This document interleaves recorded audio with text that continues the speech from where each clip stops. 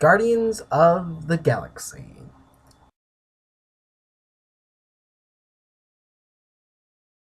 Guardians of the Galaxy is basically these five criminals who band together to fight an evil being called Ronan. I like this movie a lot. It was another ballpark blockbuster that Marvel and Disney brought together and really did a nice job. I thought the characters were all very fleshed out. I mean, Star Lord did have more screen time than the other four, but he was the main character of this story. Hopefully, in the next movie, we'll see maybe a different one, maybe like Gamora. So let's start with the five major characters. Star Lord, played by Chris Pratt, is a raider who really goes on treasure hunting, and he finds this orb, which is the main purpose of the story that he wants to sell, but everyone's afraid because Ronan also wants this orb. And he has a servant named Gamora, who happens to be Thanos' daughter, who Thanos and Ronan have a plan together. So Thanos sent his stepdaughter, well, his adopted daughter, Gamora, to help him rule the galaxy. Gamora kind of wants to betray Thanos and Ronan, so she's kind of a double agent in some way. And that's what kind of like her character is. She's very, you don't know really much about her, but you know enough that you know what she's gonna do, which is amazing. Then you got Rocket, who steals a show by far. Rocket by Bradley Cooper is played by Bradley Cooper. He has some of those great one-liners in the movie, and he backs up with his, agility, his aggressiveness. I mean, you actually feel for this guy, especially when he starts crying. It hits you. It really does. I mean, you see him so angry and so hostile, and then see him cry. It really gets you, I think, right in the heart. And that's what this movie does. Then you got Drax, played by Dave Bautista, whose acting he's really generally new to acting. So this is really one of his first big gigs, and he did okay. I wasn't sold. Maybe it was just his script and character, and maybe that's how it was supposed to be.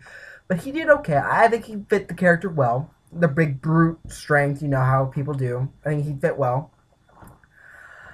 Then you got Groot, and played by Vin Diesel, who only says three lines out of the whole movie, except the one scene when he says an extra one. So really four. He says four words the entire movie. And it's weird because you see expressions, you get what he's trying to say whenever he says it, and that's what's cool about the character. I think it's just fantastic, the five characters. Each one's different, each one's unique in their own way, and each one's kind of quirky and funny in their own way. You had some serious points in the movie, you had some funny points in the movie, and that's what makes a movie like this great. I remember seeing this in theaters, and theaters packed. It was like 12, 1 o'clock I went to go see it, and the theater was packed. And it was really, really good, and I generally enjoyed people laughing, because people were laughing all the entire movie, people were laughing, and there were some scenes in the movie. There's comedy that kids would get, and there's comedy that the older people, parents, adults would get, and that's what makes this movie great, because it's kind of the whole family, and even the action scenes were really, really well done. I think the effects were very well done. The director, fantastic job. I gave you props. I would definitely recommend this movie to other people. This movie is a definitely must go see for the summer. This probably is number 2 on my summer movie list. Number 1 is definitely X-Men: Days of Future Past. This would be number 2. Um, I would definitely go see this movie as soon as possible. It's definitely worth seeing in the movie.